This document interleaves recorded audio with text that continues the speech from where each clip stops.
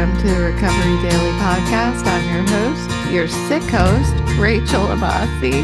I'm a grateful recovering alcoholic and stroke survivor and still plugging away. It's the longest sickness I think I've ever had, but I am improving day by day, so that's positive. I wonder if in this post-stroke body that it takes longer to recover from things. I don't know.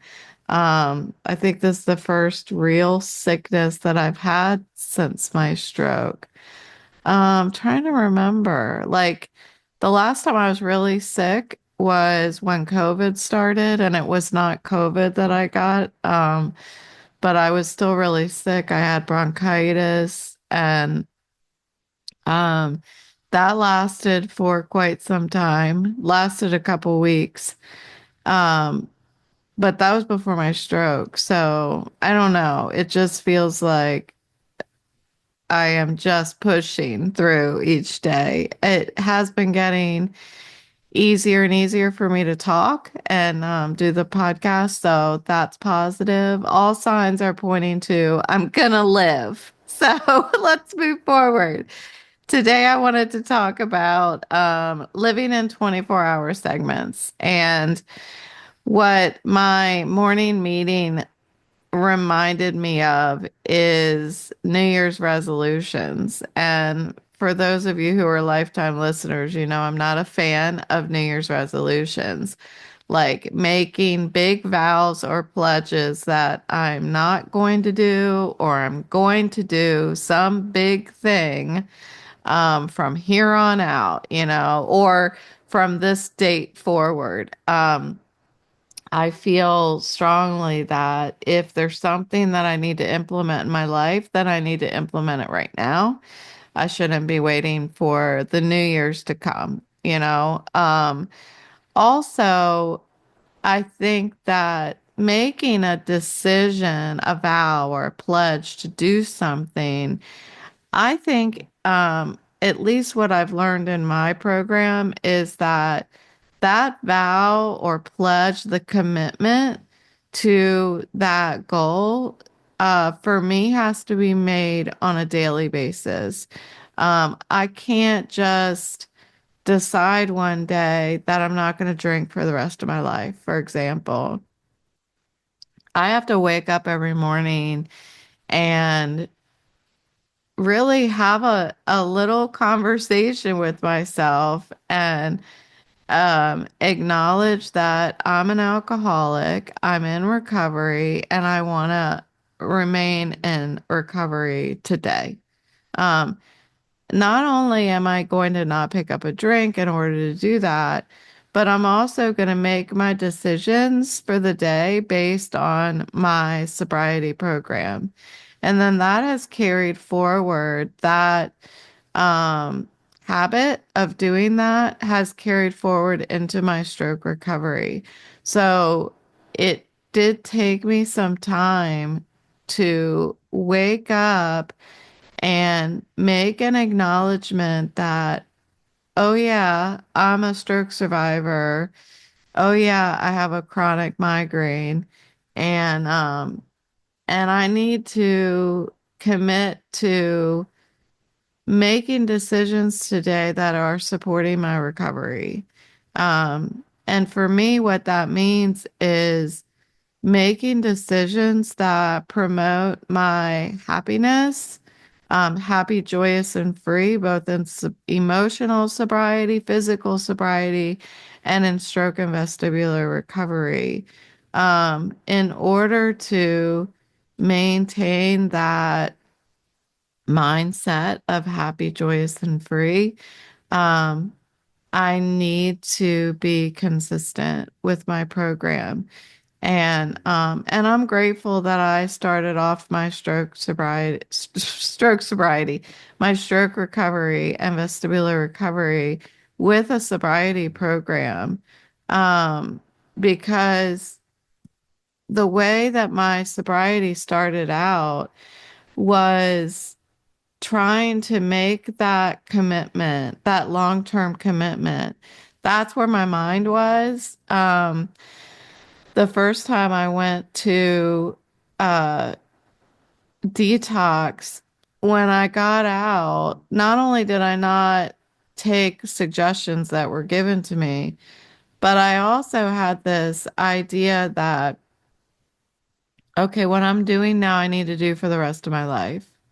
And I got about 2 months into it and was like, I can't do this for the rest of my life. I don't see myself being able to do this for the rest of my life. So I stopped. I started drinking again. And the issue with that was not having that mindset of living in 24-hour segments. I didn't know how. It wasn't that I didn't hear that recommendation, but I didn't know how to do it. I couldn't live in the present. I couldn't keep my mind where my feet were. And you know, again, those of you who have been sticking around with me throughout this recovery know that I have been battling with that same thing, that same mindset of future tripping in stroke and vestibular recovery. I start thinking about like, what is my life going to turn out like? What does my life look like? I want to make a plan for my life.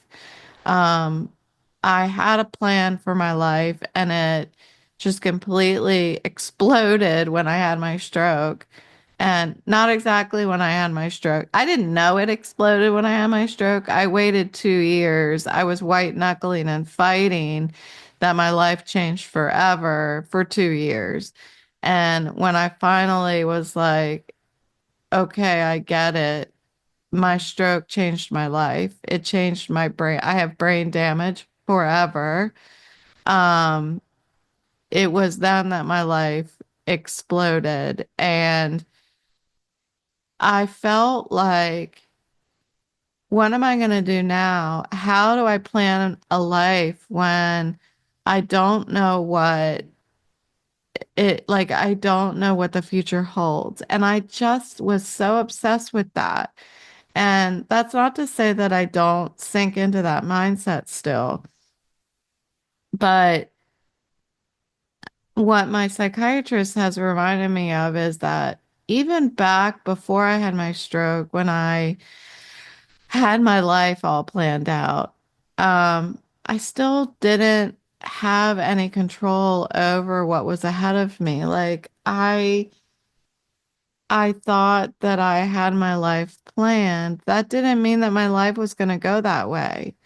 But I felt like I had some sort of control over my future. And recognizing that I never did has been challenging to me. You know, it really has been. It's been challenging for me to look at my life as, okay, back when I was working before my stroke, um, I was putting my all into work. I was working over 8-hour days. I was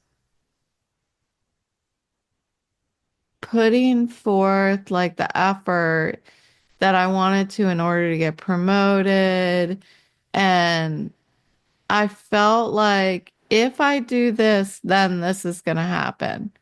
And my experience in life was, for the most part, if I put in the work, then this is the outcome that I'm going to get. And it gave me this false sense of controlling outcomes. And I never was. I never was controlling outcomes. I was only controlling, you know, everything within my fingertips. I wasn't controlling people, places, and things, even though it felt like I was. And today, as I'm in this area of my life where I don't know, I don't know. Well, I feel like I'm a little more accepting of the fact that I'm going to have this disability for the rest of my life.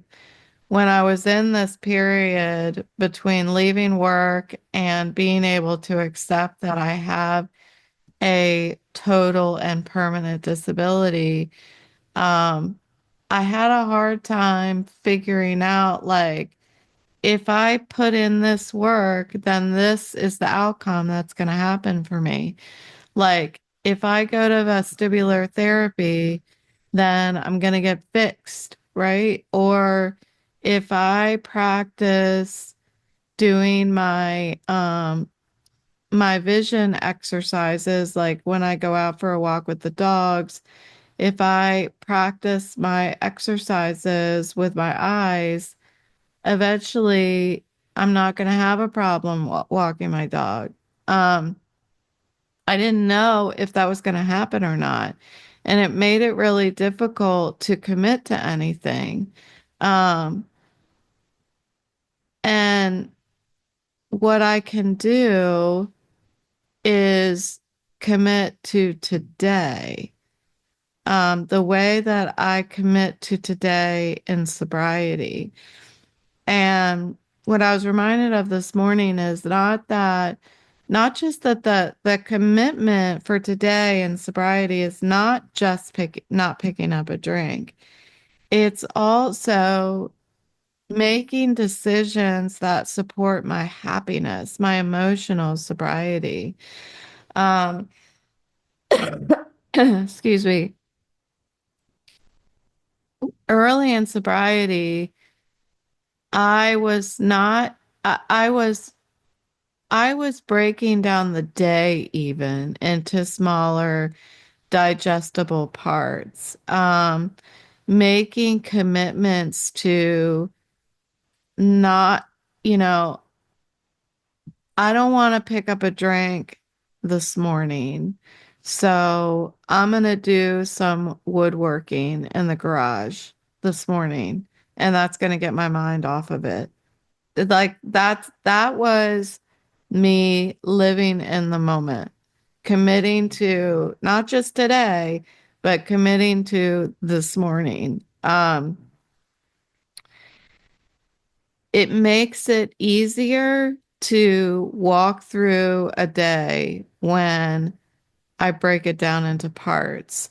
So that long term, like I had a friend who I worked with, or before I even knew that I was an alcoholic, who used to make this commitment to being sober for 30 days. And so he would come into work, he sat beside me, and he was like, okay, I'm not going to drink for 30 days because I need to prove that I'm not an alcoholic. But I don't know that it was, he was serious, obviously, or he wouldn't have tried to stop, but he needed to make sure.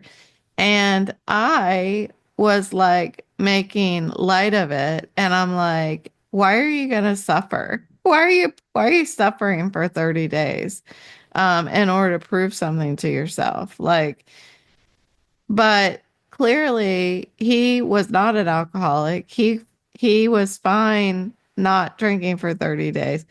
The one who was the alcoholic, was like, well, there's no way I'm gonna make some sort of commitment like that.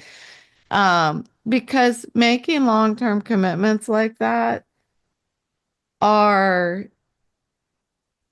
uh, often end in failure for me. When I say I'm gonna do, you guys have heard me do it over and over and over again. I'm gonna do yoga every day. How many times have I said that? How many times have I said I'm going to do yoga every day? I want to start doing yoga. I'm going to do it every day. And then I don't. I'll do it for 3 days, and then I'll wait for a couple days, and then I'll do it again. And then eventually I wean off, and I didn't even make it 2 weeks doing yoga every day. Um, because what I'm missing is I'm going to do yoga today, is doing that. waking up in the morning and deciding what am I going to do for myself today? How can I do, what can I do for Rachel today to make Rachel happier tomorrow? Um, what I do right now is I make this decision of like what hobby I'm gonna do today. I'm filling out this form for my long-term disability, which apparently I'm gonna have to do this every 2 years. I don't know, that seems like a lot. It seems like a lot when you've got a lifetime of disability ahead of you. I don't know. So I'm filling out this form and it's like, how do you spend your day? What is your condition compared to the way it was before your impairment and stuff like that? And so yesterday I was filling out a question about what does a typical day look like for you? And when I was filling it out, I say, well, on a typical day, I really have to assess my physical condition in order to know what I'm going to be able to do that day and how long I'm going to be able to do something. And what that really sounds like to me is this. I'm making decisions throughout the day. I'm breaking my 24-hour days into segments in order to be able to commit to small, um, I guess making, I don't know, I lost my train of thought. Sorry. That's what it's like to listen to a podcast from a stroke survivor. But when I was filling out the form, that's what it felt like. It felt very similar to um, my sobriety, early sobriety, and living in 24-hour chunks, you know? Like, one thing that I've learned in sobriety is it's never too late to start your day over. And if I can apply that same concept to stroke and vestibular recovery, that's what I'm doing when I reach a point where I I always have to rate my pain for on a scale of 1 to 10. And if I'm past a 5, then I need to rest and I have to push the reset button. And really what I'm doing is I'm starting my 24 hours by 24 hours over again. It's never too late to do that. And what that means is don't beat myself up if I've gone too far, if I pushed myself too far. Like, no matter what time of day and no matter what I've done that I've pushed myself too far, it's okay to stop, to pause, as I talk about all the time, and hit the reset button, you know? Um, it's that's how I'm able to live from day to day with chronic pain. Um, that's how I'm able to live day to day without picking up a drink.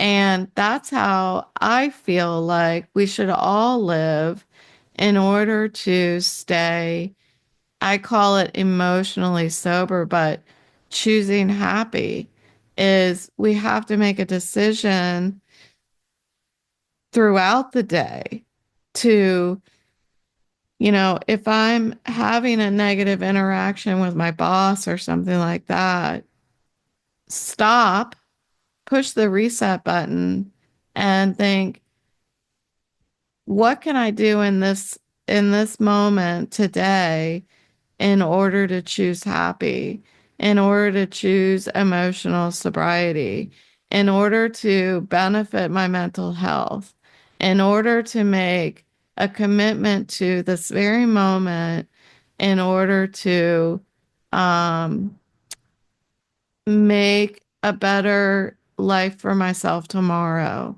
Um, it all seems to fall back to this 24-hour living, having a mindset that cultivates peace of mind in the moment, that is not me trying to control outcomes, control situations, and set myself up for these long periods of time that can feel just overwhelming. Trying to make a commitment to do yoga for the rest of my life every day is just unreasonable, you know? But if I can encourage myself to wake up in the morning and just be like, all right, today I'm going to do yoga. Right now, I'm not doing yoga, by the way. Side note, I'm working on back exercises. And even those, um, it's more than just making a commitment to do my back exercises every day. I am trying to push myself to do it multiple times a day because that's when my back hurts the least, is when I do it 3 times a day. So that's even more of a commitment.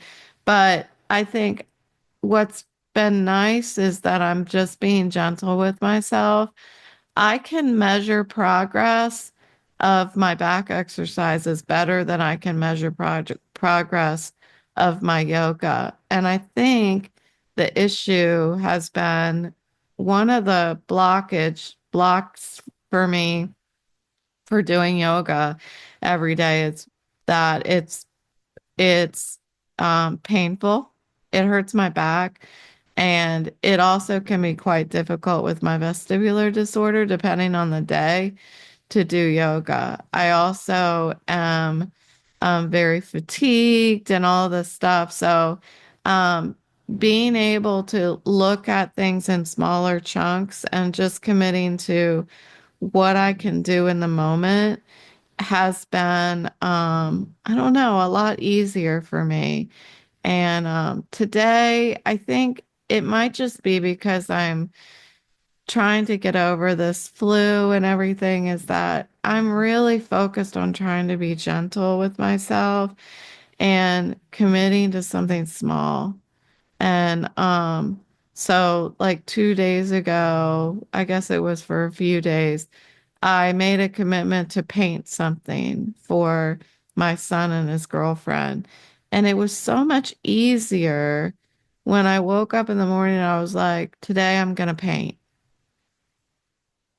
I didn't say I'm going to paint for 3 hours. I just made a decision that I was going to paint today. And I had such a good day those days that I was painting because I wasn't asking too much of myself. Um, So I'm going to do that again today. I have my psychiatrist appointment today at 10, um, which will be nice. Hopefully, it won't be too much for me to talk for an hour. I'll try to breathe through it like I do with these. So, anyway, that's what I've got for you today. Thanks so much for showing up. I know it's been difficult probably to listen to me as I'm struggling with the flu and then already having these underlying symptoms where my head hurts and I forget what I'm saying and all that stuff. You're a real trooper for showing up here and listening. So I hope you get as much out of it as I do. Thanks for listening, and I'll talk to you tomorrow.